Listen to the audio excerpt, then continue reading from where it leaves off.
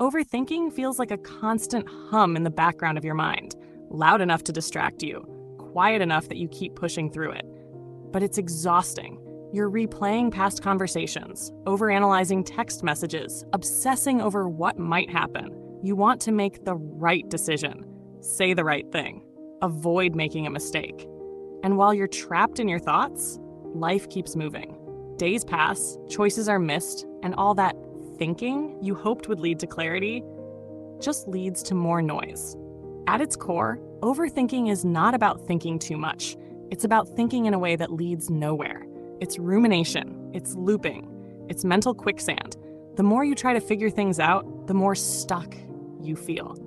And that's because overthinking is a coping mechanism, one your brain developed not because you're weak or incapable, but because at some point you needed it to survive. Let's go deep into that. Overthinking often comes from fear. Fear of making a wrong move, fear of being judged, fear of regret.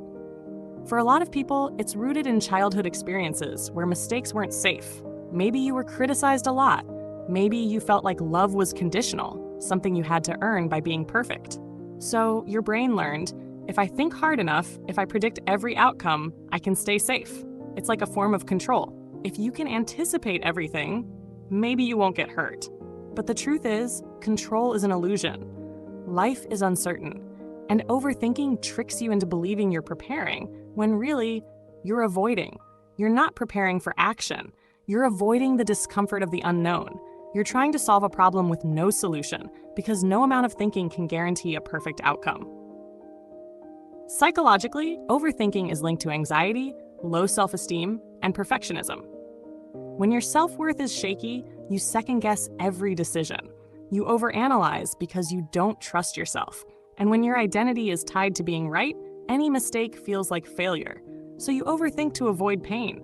Ironically, that pain shows up anyway, just in the form of stress, exhaustion, and decision paralysis. The worst part? Overthinking feels productive. It feels like you're doing something. You're figuring it out. But it's not action. It's avoidance dressed up as effort. And the longer you stay stuck in your head, the further you drift from actually living your life. So what can we do? First, be honest with yourself.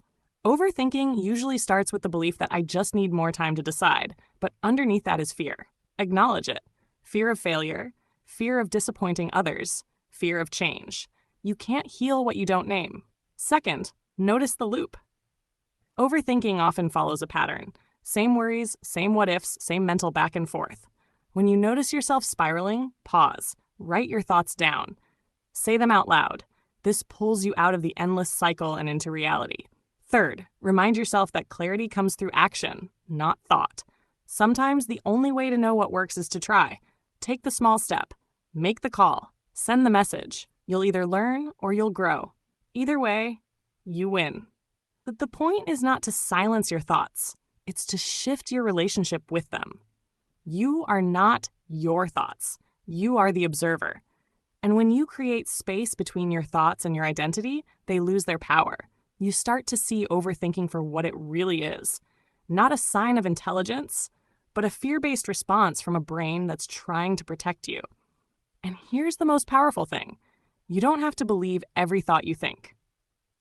Let that sink in. Just because your mind says you're not ready, you're not good enough, or this will go wrong doesn't make it true. Sometimes your brain is loud but wrong, and your job is not to fight it, but to gently challenge it, to prove it wrong through action. Overthinking doesn't go away overnight, but every time you choose action over paralysis, self-trust over fear, presence over perfection, you rewire your brain, slowly, quietly, but powerfully. And maybe that's the real breakthrough. Realizing that the goal isn't to think less. It's to trust more. Trust that you'll handle what comes. Trust that you're allowed to mess up and still be worthy. Trust that life isn't something to be perfectly solved. It's something to be lived. So stop waiting for the perfect plan. There isn't one. And that's okay. Just take the next step. Even if your voice shakes, even if your mind protests, even if the fear is still there, move anyway. That's how you break free.